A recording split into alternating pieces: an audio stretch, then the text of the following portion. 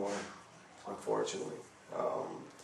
Not unfortunately, for my son, I don't get to see him that much. I mean, in the liner notes of the record, that's the first thing I mentioned on my thanks list, But I missed out his life already, and it really hurts. But it's like any type of, I don't like to call this a job. I hate to call it a job, but in a way it is, because it's where we make our living off this.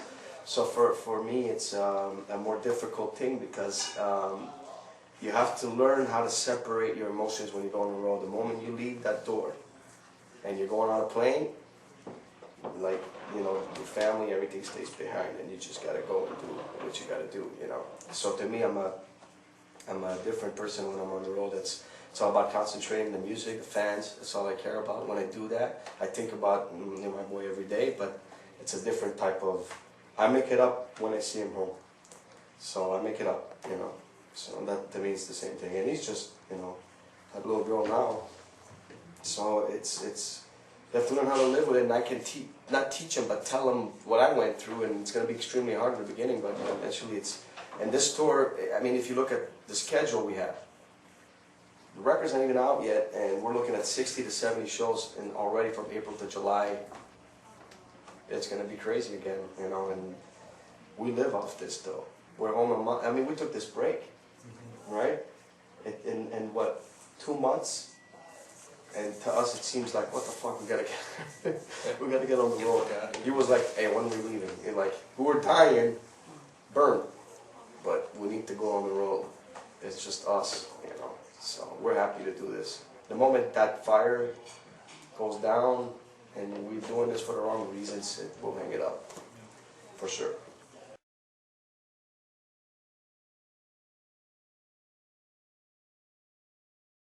Yeah. But.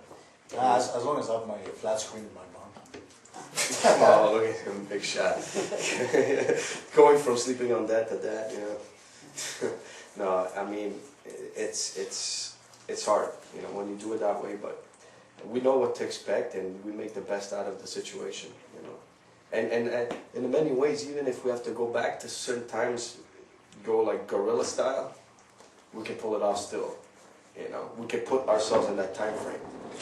We have to sleep in the same bed sometimes. He likes that a lot.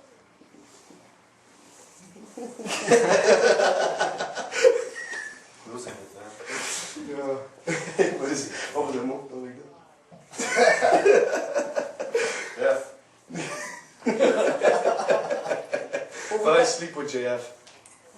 Yeah, because he like, doesn't touch. He likes to put his legs everywhere. I'm all over the place. That's a strategy. So, Yeah. it's a key. It's like, get out of here. And it doesn't happen often. We're getting big enough to have our own beds now when we get hotel rooms. Little things in life.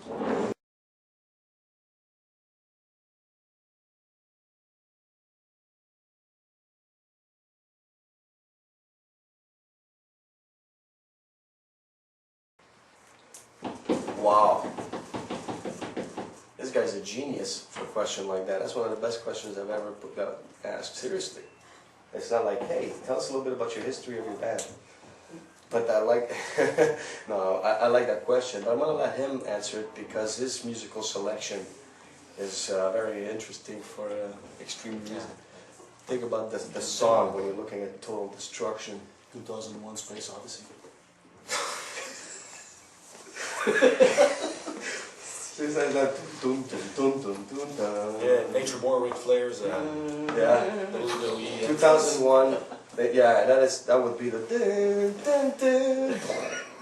But what would be yours? I don't know. I know which one Too would many be yours. bands, too many songs. I wait the hell for you, boy. Yeah, maybe. But would I really be listening to music if that happened? Yeah, if you No, come but you're the one that's you're the one making doing it. it. You're the one setting, like pressing the button and everything's destroying. What music would you hear? The soundtrack. Probably Hot for Teacher from Run Man. Which one? Hot for Teacher, man. Or Panama, eh? You see all the fucking fire. Panama, yeah! Get out of here, alright! Totally. Him, yeah. You'd be rocking it. And what would you be holding? Beer. Of course, beer, glass of wine, and shot of vodka. Your 3 favorite drinks, and Yeah. that's it. But actually, Demo would be a good fucking soundtrack to that, right? Demo would be dun dun dun dun dun dun dun dun, you know, like this. Yeah, we were saying that. That's it.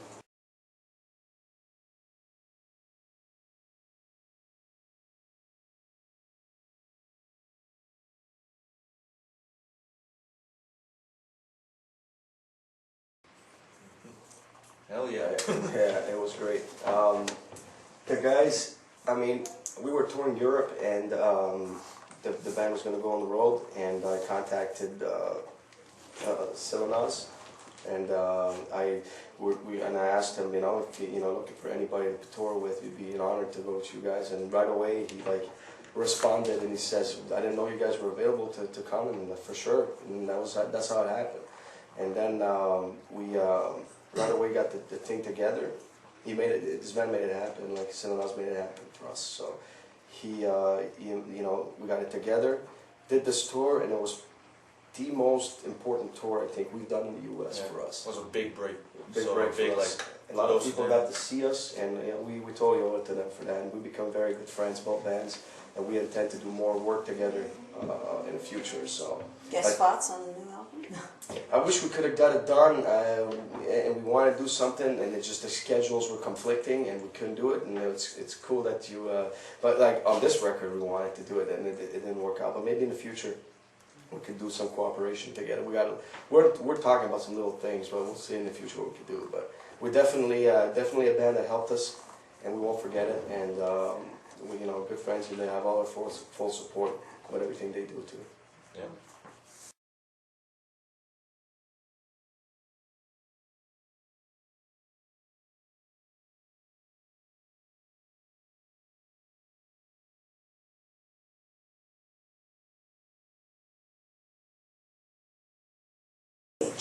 Yeah, first of all, I'm using Washburn guitars.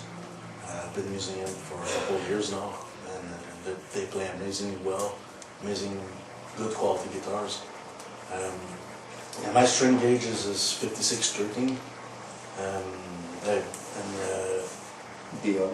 Yeah, it's DR strings, and I have a good endorsement deal with these guys. And yeah, the pickup is a Dimebucker pickup from Dimebag, of course. And then from there, I go to my stomp box. I have only like 3 little pedals. I have a Boss noise suppressor to cut the song really tight, and then it goes to a Maxim Tube Screamer overdrive, and then to my guitar tuner, and from there I go to a Randall T2 head and 4 cabinets, and that's it. Pretty simple, basic setup. And usually the sound guy use only one mic, SM57 in front of the cab, and that's it. Like, I keep it pretty basic. I think it's the way to go to get the most powerful sound.